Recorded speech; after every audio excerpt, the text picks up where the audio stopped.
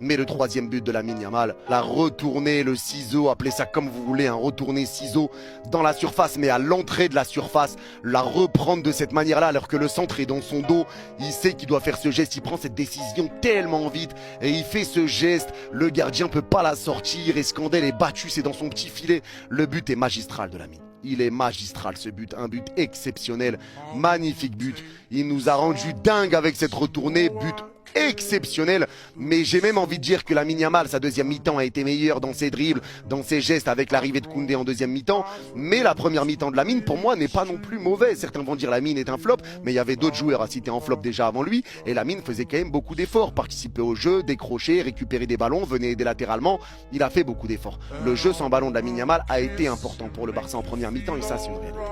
Donc c'est une victoire où clairement le contenu, ça n'a pas été le meilleur contenu du monde, mais aujourd'hui ce qui compte pour le Barça en l'absence de Pedri, etc., c'est de gagner, de reprendre la première place. Et